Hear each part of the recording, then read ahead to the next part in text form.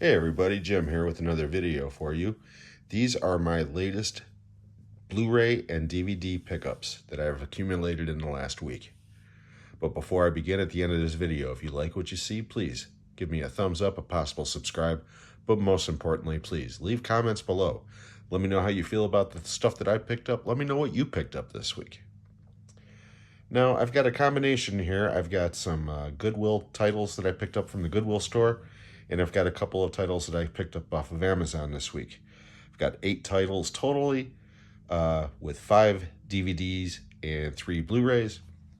And we've got a combination of all kinds of stuff going back to the 70s all the way up to this year. So without further ado, let's begin. We're going to start off with the Goodwill titles, and these are in alphabetical order. We'll start off with the DVDs. The first on the list is Blow, starring Johnny Depp, Penelope Cruz, and the late Paul Reubens in a dramatic role. Pee Wee Herman himself, right there. Rest in peace. I just watched the Pee Wee Herman documentary the other night, and it was great.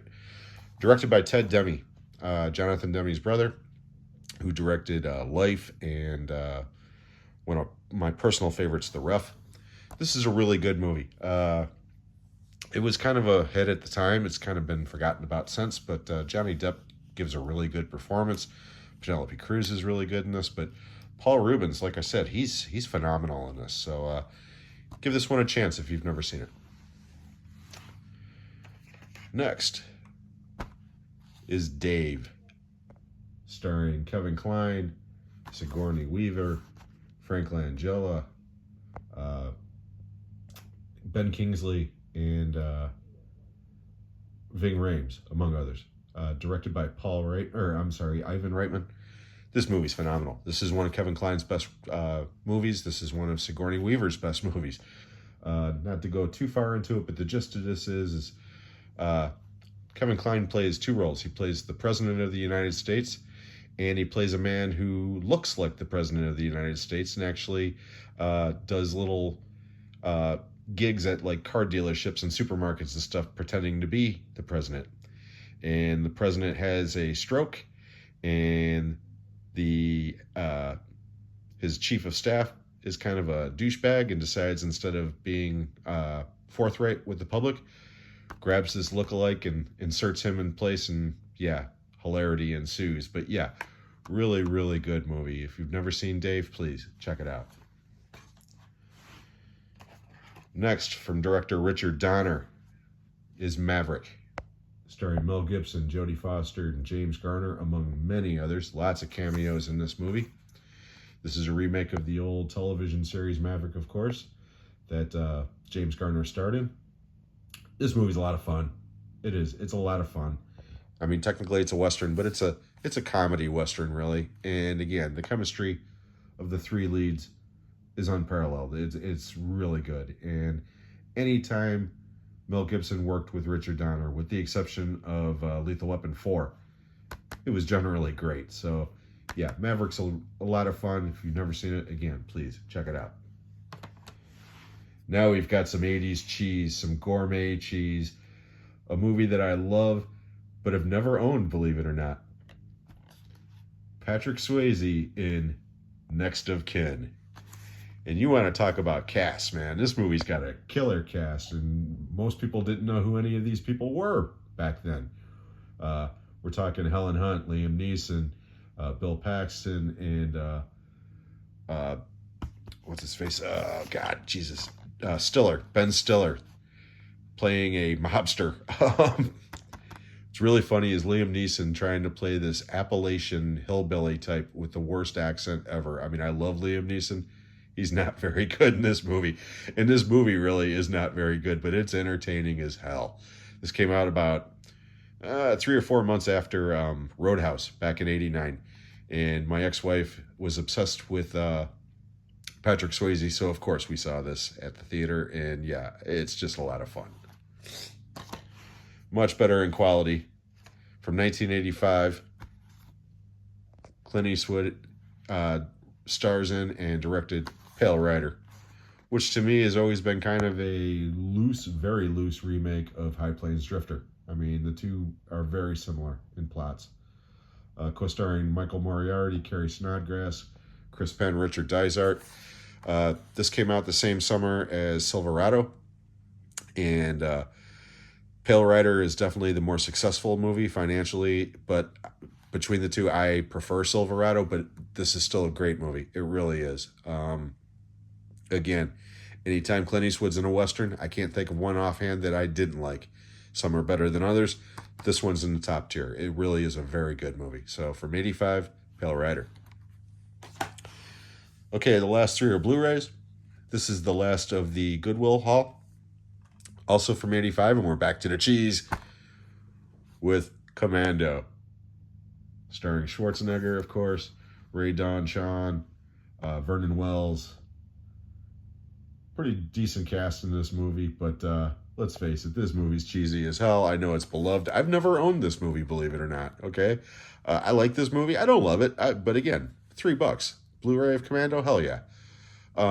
This movie's a lot of fun, okay? But it has some of the worst editing in history. If you really pay attention to this movie, there are so many mistakes. It's not funny.